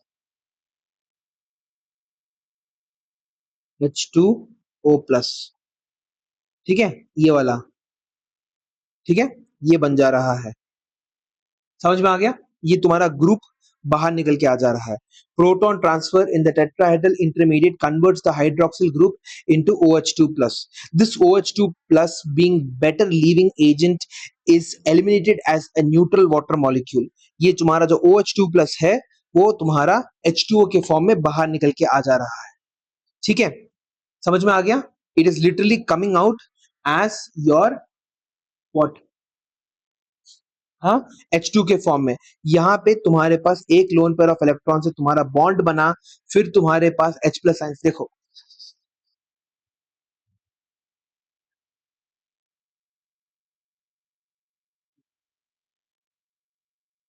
तो द मैकेनिज्म ऑफ एस्टर मैंने एक पूरे की पूरे पेज के अंदर लिख के रखा है, इसको एक और बार देख लेते हैं बस। सबसे पहले क्या हो रहा है तुम्हारा, protonation of the carbonyl oxygen, that is तुम्हारा जो कार्बोनिल ऑक्सीजन था उसके ऊपर एक हाइड्रोजन एटम लग जा रहा है, जिसके कारण तुम्हारे पास दो अलग अलग OH ग्रुप आ जा रहे हैं, मगर you are left with what, एक carbon atom with a positive charge, यहां पे तुम्हारे पास पॉजिटिव चार्ज लगा हुआ है। अगला, nucleophilic addition of alcohol. Now तुम्हारे पास यहाँ पे इस पॉजिटिव चार्ज को कौन अट्रैक्ट कर रहा है, दूसरा का ऑक्सीजन एटम में जो लगा हुआ लोन पेयर है उसके साथ अट्रैक्ट हो रहा है, जिसके कारण तुम्हारा ये जुड़ जा रहा है। अब क्या हो रहा है, ये वाले ऑक्सीजन के ऊपर तुम्हारा पॉजिटिव चार्ज लग जा रहा है। नाउ ऑक्सीजन के ऊपर जैसे ही पॉजिटिव चार्ज लगता है तो क्या होता है, तुम्हारा एक बॉन्ड ब्रेक होता है and you get an H plus ion बाहर निकल के आ गया। नाउ अब यहाँ पे ये जो H प्लस आयन बाहर निकल के आया तुम्हारा, वो किसके साथ जाके जुड़ रहा है, कोई एक तुम्हारे OH ग्रुप के साथ जाके जुड़ रहा है। मैंने क्या बोला, मैंने बोला I want this OH group, ठीक है, और ये जुड़ के तुम्हारे पास दे बिकेम दिस। समझ में आ गया, ये बन गए। नाउ अब क्या हो रहा है, ऑक्सीजन क्या कर रहा है, अपना एक लोन पेयर ऑफ इलेक्ट्रॉन यहाँ पे दे दे रहा है, और कार्बन बोल रहा है you can have your electron with you, oxygen को दे दिया। तो ऑक्सीजन के ऊपर जो पॉजिटिव चार्ज था वो हट के अब बच गया क्या, H2O बच गया। नाउ अब ऑक्सीजन के ऊपर जो पॉजिटिव चार्ज निकल के आया है, अब ये पॉजिटिव चार्ज को कैसे वो स्टेबलाइज करेगा? By breaking this hydrogen bond, जिसके कारण तुम्हारे पास क्या बचा? R C double bond O R तुम्हारा बच गया। समझ गया? समझ में आ गया? तो R C double bond O R मिल रहा है। समझ में आ गया? क्लियर है बात? आगे बढ़ते हैं। सो नेक्स्ट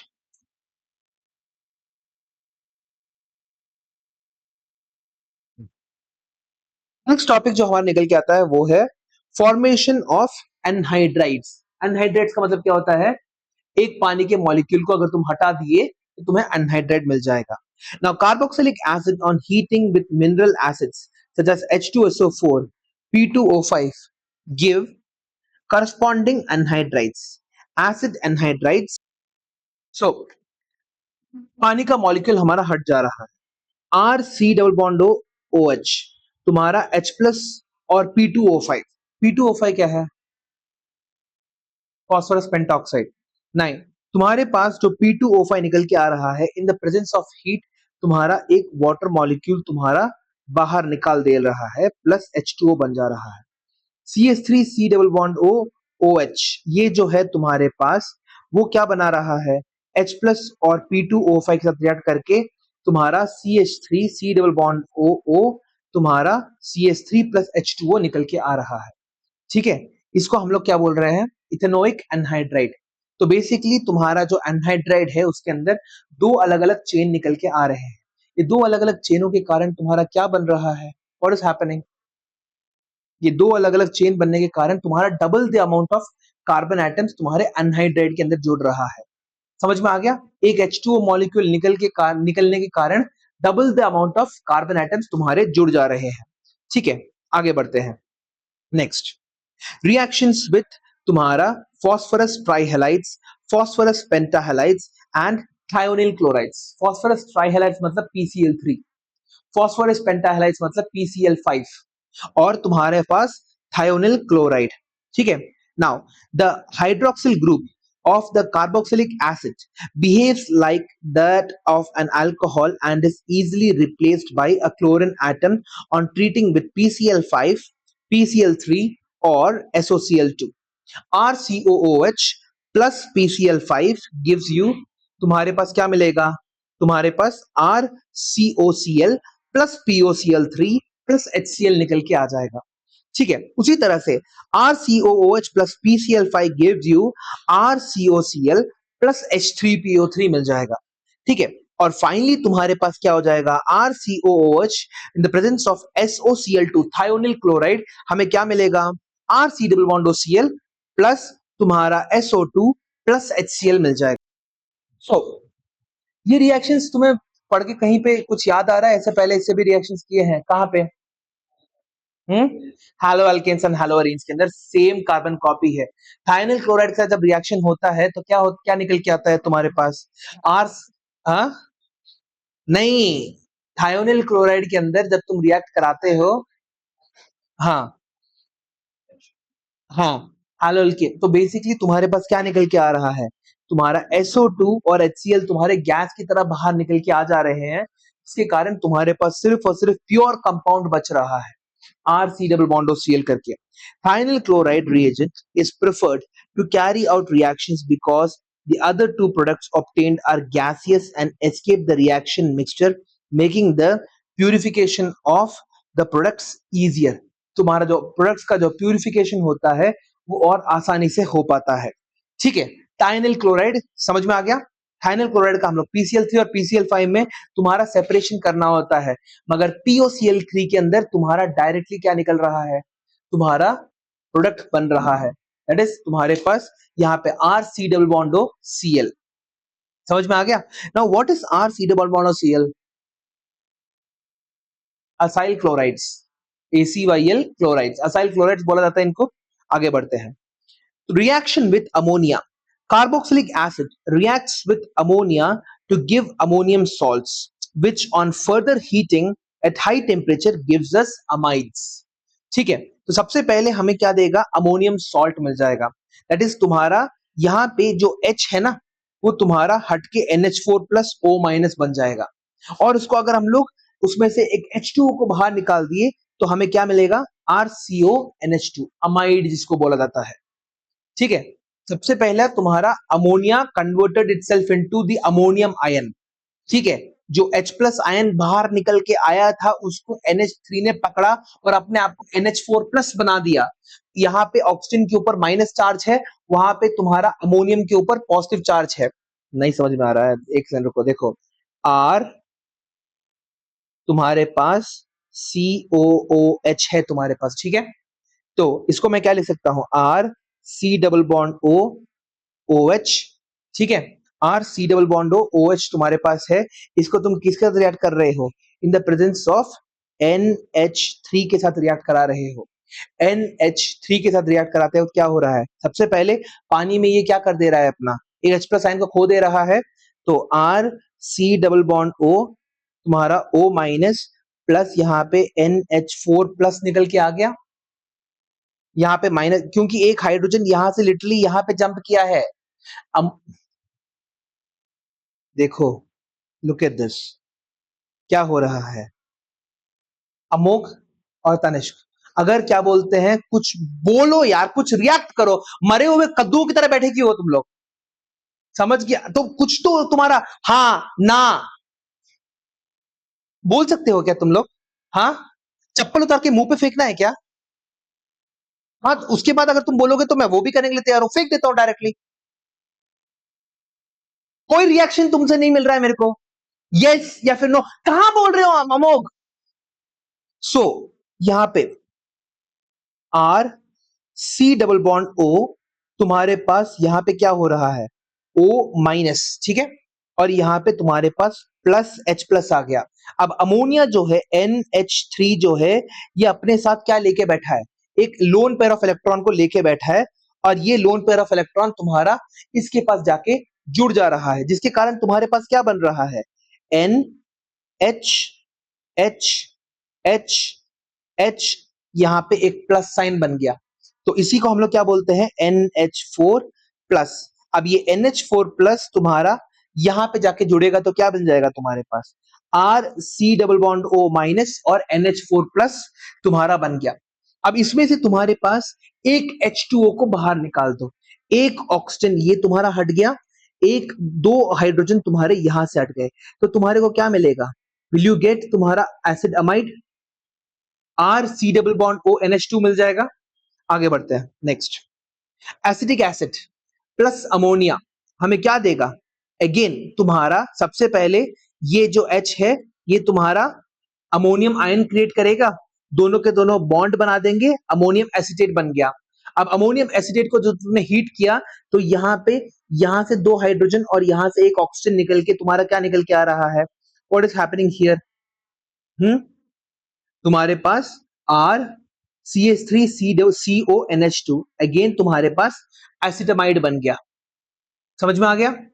क्लियर है? आगे बढ़ते हैं, benzoic acid plus ammonia, again same चीज, हाइड्रोजन तुम्हारा यहाँ पे चला गया, अमोनियम बन गया तुम्हारा, अमोनियम बेंजोएट बन गया तुम्हारे पास। अब अमोनियम बेंजोएट को तुमने हीट किया तो क्या निकला? H2O बाहर निकल गया, तो यहां से दो हाइड्रोजन निकल गए, यहां से एक ऑक्सीजन निकल गया, तो CONH2 बन गया, बेंजामाइड। समझ में आ गया? सेम रिएक्शन अमोनिया के साथ रिएक्ट करा रहे हो, अमोनियम आयन बन रहा है। ठीक है, नाउ अगला थैलिक एसिड, बेंजीन के ऊपर दो कार्बोनिल ग्रुप्स, दो NH3 हो गए तुम्हारे पास, अगेन तुम्हारा दो अमोनियम अमोनियम आयन बनेगा। हाँ, इसको तुम अगर H2O से तुम हटा दोगे, दो H2O अगर तुमने हीट करके निकाल दिया तो तुम्हारा थैलामाइड बन जाएगा। क्लियर है ये बात? और ज्यादा स्ट्रांगली हीट किया तो क्या बनेगा तुम्हारे पास? यहां से एक NH3 अमोनिया हट जाएगा। ठीक है, नाउ यहां पे देखो, यहां पे तुम्हारे पास C डबल बॉन्ड O के फॉर्मेट में है ये, है ना? यहां पे भी नीचे भी तुम्हारे पास C डबल बॉन्ड O के फॉर्मेट में है ये ऑक्सीजन तुम्हारा, तो तुम्हारा यहां से एक H हाइड्रोजन हट गया और यहां से दोनों के दोनों पूरा का पूरा अमोनिया ही तुम्हारा हट गया। सो क्या मिला तुम्हारे पास? NH3 निकल के आ गया। समझ में आ गया? सो ये आंसर है तुम्हारा। ठीक है, आगे बढ़ते हैं। सो तुम्हारे पास थैलामाइड बन गया। ठीक है,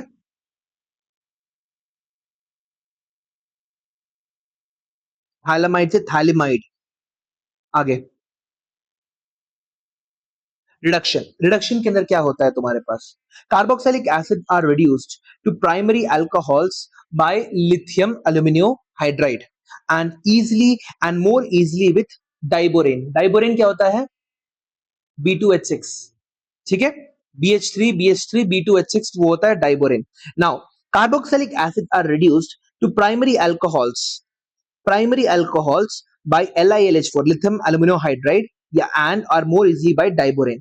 So LiAlH4 in the presence of ether या फिर तुम्हारा डाइबोरेन तुम्हारा क्या देगा, in the presence of an acid तुम्हारा अल्कोहल दे देगा। ठीक है, what type of reaction is this? It's a reduction reaction. Acid को तुम एक अल्कोहल में कन्वर्ट कर रहे हो, that is known as a reduction reaction. Diborane does not easily reduce functional groups such as ester, nitro, halo, etc. NaBH4 does not reduce the carboxylic group. ठीक है, LiAlH4 और NaBH4 जो थे तुम्हारे, these two were what? These two were your reducing agents. तुम्हारे दो oxidising agents क्या क्या सीखे हैं तुमने? What are the two oxidizing agents that you use the most? तीन मान लो तुम्हारे पास, K2Cr2O7, KMnO4 और तुम्हारा CrO3, पोटेशियम तुम्हारा CrO3, CrO3 है ना। सो अब इसी तरह से तुम्हारे पास रिड्यूसिंग एजेंट्स कौन कौन से थे मेन, LiAlH4 और NaBH4। तो हम लोगों ने LiAlH4 के लिए स्पेशली लिखा हुआ है कि LiAlH4 या फिर डाइबोरेन का हम लोग इस्तेमाल कर सकते हैं, अदरवाइज तुम्हारा NaBH4 का इस्तेमाल नहीं हो सकता है फॉर द रिडक्शन प्रोसेस। ठीक है, रिडक्शन प्रोसेस तो basically LiAlH4 in the presence of ether या फिर डाइबोरेन। ठीक है, तुम्हारा डाइबोरेन बनाने के बाद फाइनली तुम क्या करते हो, एसिड भी डालते हो। एसिड डालने पर ही तुम्हारा अल्कोहल निकल के आता है। आगे बढ़ते हैं। Now decarboxylation, the loss of CO2 molecules from the carboxylic acid to form hydrocarbon is known as decarboxylation. That means CO2 को ही तुमने हटा दिया। कैसे करोगे तुम? सबसे पहला है तुम्हारा using lime acid, lime soda. Now carboxylic acid lose carbon dioxide to form hydrocarbons when their sodium salts are heated with soda lime, NaOH, CaO in the ratio of 3:1. RCOO minus Na plus in the presence of NaOH and CaO हमें क्या देगा, RH plus Na2CO3। ठीक है, सो तुम्हारा carbon dioxide जो था, C double bond O जो group था, C डबल बॉन्ड O जो ग्रुप था तुम्हारा, वो किसमें कन्वर्ट हो गया है, कार्बोनेट के अंदर कन्वर्ट हो चुका है तुम्हारे पास। समझ में आ गया? सो तुम्हारे पास क्या हो रहा था, यहाँ पे सबसे पहले तुम्हारा RCOONA, RCOONA कैसे मिल सकता है, कोई भी मेटल के साथ रिएक्ट करा दिए, तुम्हारा मेटल प्रोसीव करके निकल के आ गया, उसको तुमने NaOH या एंड CaO, CaO क्या होता है, कैल्शियम ऑक्साइड, दूसरा नाम क्या है इसका, क्विकलाइम, लाइमस्टोन कैल्शियम कार्बोनेट होता है। ठीक है, सो तुम्हें यहाँ पे अल्केन और तुम्हारा Na2CO3 मिल गया। इलेक्ट्रोलिटिक डीकार्बोक्साइलेशन, जिसको हम लोग क्या बोलते हैं, Kolbe's electrolysis. Now alkali metal salts of carboxylic acid, यही है तुम्हारा alkali metal salt of carboxylic acid also undergo decarboxylation on electrolysis of their aqueous solution and form hydrocarbons having twice the number of carbon atoms present in the alkyl group of an acid. This is known as coal base electrolysis. तो तुम्हारे पास क्या हो रहा है, इसको तुमने H2O that is normal तुम्हारा जो एसिड सॉल्ट है उसको तुमने एक पानी में मिला दिया और पानी में मिला के इलेक्ट्रिसिटी को पास करा रहे हो, तो तुम्हें क्या निकल के आ रहा है, CO2 और Na तुम्हारा Na2CO3 बन गए। ठीक है, हाँ सॉरी वो दूसरा रिएक्शन था, NaOH, H2 और CO2 तुम्हारे निकल के आ रहे हैं। The reaction follows the following pathway, 2CH3COONA gives you 2CH3COO minus plus 2Na plus. Now at the anode में तुम्हारा क्या होता है? इलेक्ट्रोकेमिस्ट्री, एनोड में क्या होता है? ऑक्सीडेशन। तो CH3COO माइनस 2 इलेक्ट्रॉन्स तुम्हें CH3COO which is an unstable, तुम्हें एक रेडिकल दे रहा है।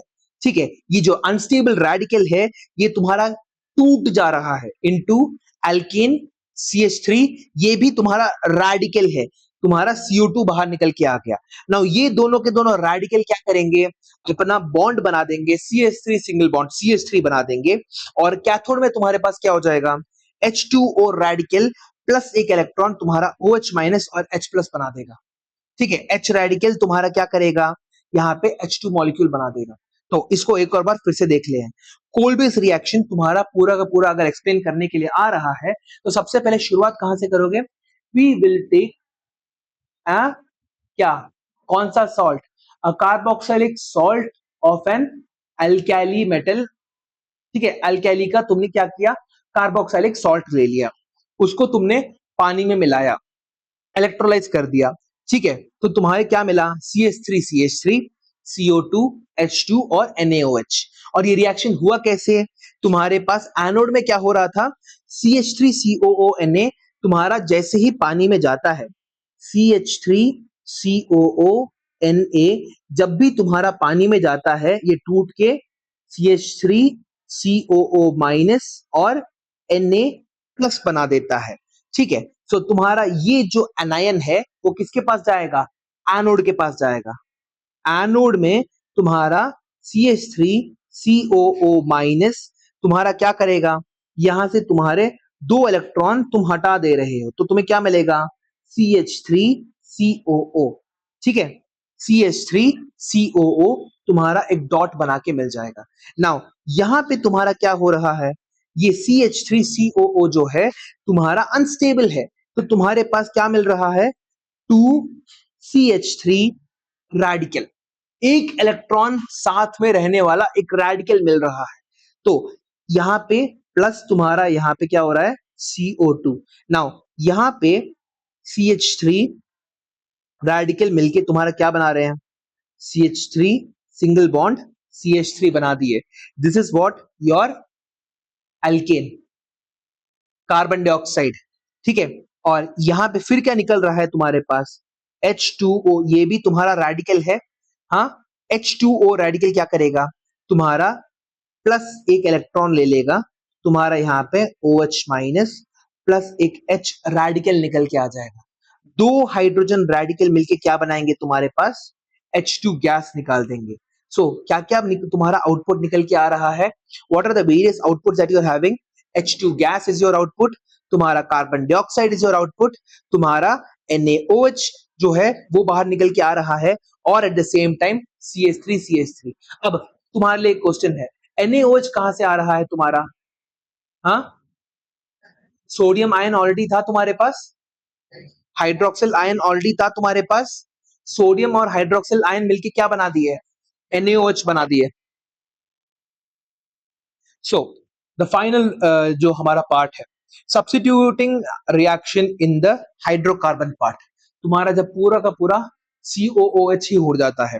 Now carboxylic acid having an alpha hydrogen are halogenated at the alpha position on treatment with chlorine or bromine in the presence of small amount of red phosphorus to give an alpha halo carboxylic acid। Alpha का hydrogen किसके साथ attach होगा? Alpha carbon के साथ attach होगा। इसको हम लोग क्या बोलेंगे? Hell Volhard Zelinsky reaction. ठीक है, हेल वॉलहार्ड जेलेंस्की रिएक्शन इसे बोला जाता है। ठीक है, ना यहाँ पे क्या हो रहा है देखो, RCH2COOH in the presence of X2, कुछ भी क्लोरीन ब्रोमीन आयोडीन कोई भी गैस ले लो, in the presence of red phosphorus और H2O, तुम्हें क्या मिलेगा? RCH अल्फा, ये अल्फा कार्बन है, ये तुम्हारा, ये अल्फा कार्बन के ऊपर तुम्हारा क्या लग गया है? एक क्लोरीन लग गया है, और COOH तुम्हारा बच गया। ठीक है, समझ में आ गया? Next, now ring substitution reaction, aromatic carboxylic acid undergoes electrophilic substitution reaction in which the carboxyl group acts as a deviating and meta directing group. Hmm? As a deactivating, acha, deactivating and a meta directing group. However, they do not undergo Fidelcraft reaction because the carbonyl group is deactivating and the catalyst aluminum chloride Lewis acid gets bonded to the carbonyl group. तो तुम्हारा benzoic acid in the presence of concentrated HNO3 and concentrated H2SO4 तुम्हारा normal nitration reaction करेगा. RCOH तुम्हारा meta directing होने के कारण. तो इस वाले पैराग्राफ में तुम्हें क्या समझ में आया मेरे को बताओ. Aromatic carboxylic acid undergoes electrophilic substitution reaction. इससे क्या समझ में आया? एरोमेटिक कार्बोक्सिलिक एसिड ग्रुप, इसका मतलब क्या होता है? RCOOH group. ठीक है, ये क्या कर रहा है? इलेक्ट्रोफिलिक सब्स्टिट्यूशन रिएक्शन कर रहा है, in which the carboxyl group acts as a deactivating और and Meta directing. Meta directing का मतलब क्या होता है? कोई भी तुम्हारा अगर ग्रुप आए तो वो तुम्हारा ऑर्थो और पैरा के जगह मेटा के पोजीशन में तुम्हारे बेंजीन रिंग को लेके जाएगा. Now however they do not undergo Friedel Crafts reactions because the carboxyl group is deactivating and the catalyst aluminum chloride gets bonded to the carbonyl group. तुम्हारे carbonyl group के साथ जुड़ जाता है. Now बेंजोइक एसिड अगर हम लोग HNO3 और कॉन्सेंट्रेटेड H2SO4 के साथ अगर रिएक्ट कराएंगे तो हमें क्या मिलेगा? हमें मेटा नाइट्रो बेंजोइक एसिड. ठीक है, अगला तुम्हारा COOH in the presence of Br2 FeBr3 bromination किया तो हमें क्या मिलेगा? अगेन मेटा डायरेक्टिंग ब्रोमीन मिल जाएगा हमें. ठीक है, M ब्रोमो बेंजोइक एसिड. अगला uses of carboxylic acid. Some important uses of carboxylic acid are as follows. Methanoic acid is used in rubber, textile, dyeing, leather, and electroplating industries. Ethanoic acid is widely used as a solvent and it is also used in vinegar in the food industry. In manufacturing of nylon 6,6, hexane dioic acid, adipic acid is used. In perfume industry, ester of benzoic acid are used. Asters जहां पे तुम्हारा benzoic acid के साथ जब ester लगता है तो एक प्लेजेंट स्मेलिंग तुम्हारा अरोमा निकल के आता है. ठीक है, sodium benzoate is used as a food preservative. ठीक है, बहुत टाइम तक हमारा जो खाना है वो प्रिजर्व होके रह सकता है. और finally higher fatty acids are extremely useful in the production of soaps and detergents. ये हम लोगों ने क्लास 10th में भी सीखा था, सैपोनिफिकेशन जिसको बोला जाता है तुम्हारा. ठीक है, सो ये सारे के सारे तुम्हारे यूजर्स है. यूजर्स को मैं तुम्हें बस इतना ही बोलूंगा, रट लो. ठीक है, बहुत ज्यादा क्या बोलते हैं इसमें कुछ एक्सप्लेनेशन नहीं है. All you have to do is rote learn. जहां पे रोट लर्न करना है वहां पे रोट लर्न करना ही पड़ेगा. ठीक है, सो इस तरह से हमारा ये पूरा का पूरा जो चैप्टर है इट हैज गॉटन ओवर. अब हमें इसमें थोड़ा सा एक ब्रेक लेंगे, फिर उसका ब्रेक लेके इनके क्वेश्चंस को हम लोग फिर से सॉल्व करेंगे. ठीक है, जो भी हमारे पास क्वेश्चंस मिल रहे हैं we will solve them later. समझ में आ गया? सो संडे को, ठीक है, संडे को आई विल बी टेकिंग तुम्हारा aldehydes, ketones and carboxylic acids के रिएक्शन के क्वेश्चंस. ठीक है, you will have to complete the reactions.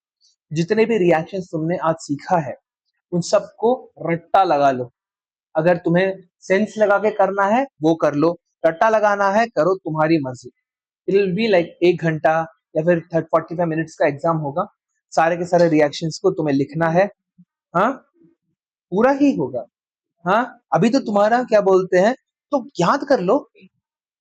तो तुम्हारा एक दिन थोड़ी मिला था तुम्हें, तो जब मैं पढ़ा रहा था तब क्यों क्या कर रहे थे तो? हाँ, फिर से याद करो. नहीं नहीं आई एम सॉरी, नहीं नहीं, हो गया. ठीक है, सो हम लोग संडे को टेस्ट रखेंगे पूरे के पूरे चैप्टर के रिएक्शंस का. ठीक है, और अगर आपको मेरा ऐसा ही वीडियोस और देखना है तो प्लीज लाइक शेयर और सब्सक्राइब और करिए. ठीक है, और हम अगली क्लास में मिलेंगे. नेक्स्ट चैप्टर जो हम लोग केमिस्ट्री में करने वाले हैं that is going to be हमारा what you say chemical kinetics. ठीक है, केमिकल काइनेटिक्स जो है हमारा अगला चैप्टर होने वाला है. ठीक है, वो मोस्ट प्रॉब्ली 3 क्लासेस में हमारा खत्म हो जाएगा. बहुत छोटा चैप्टर है हमारा, is a very easy chapter also. ठीक है, ऐसे हमें रटने की जरूरत नहीं पड़ती. ठीक है, ओके.